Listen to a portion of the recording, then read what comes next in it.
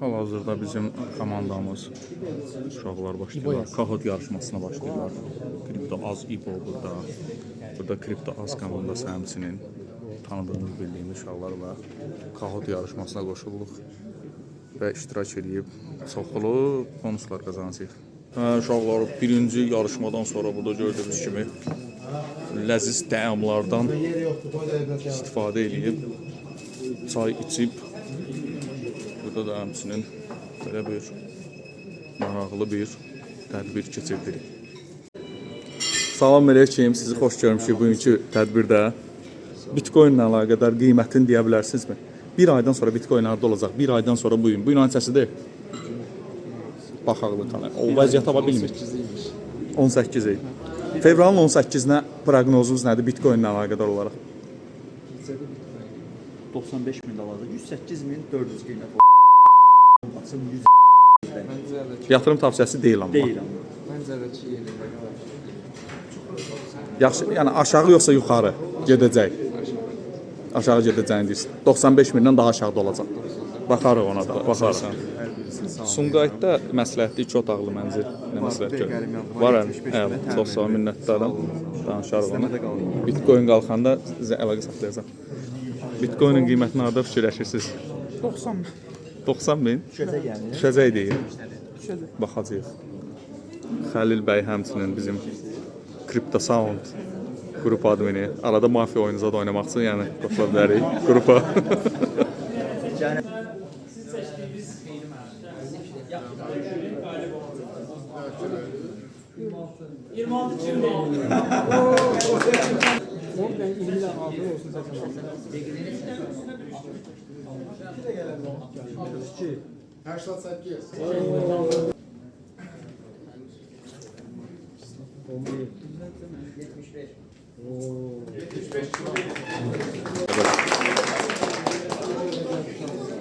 Yetmiş bir.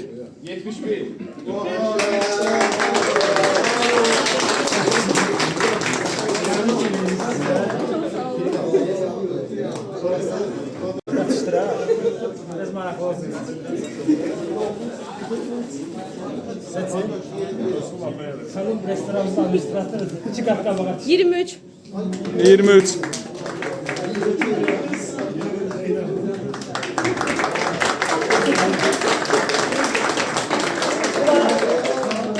bonus olsun.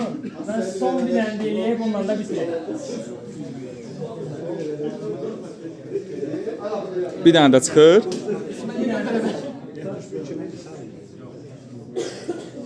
Ve bu da sondur.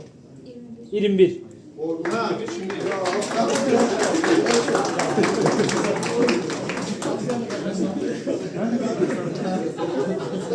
Dostlar, həmçinin də Bitget toplanışında kimlər iştirak etmişsə, belə bir maraqlı çanta buradan notebook və yaxud daşımaq üçün çanta əldə edə bilərdiniz. Həmçinin də belə bir Bitget loqolu, çox enteresan bir termos götürə bilərsiniz ki, hansı ki, su daşımaq üçün falan içmək üçün çantanın içində həmçinin.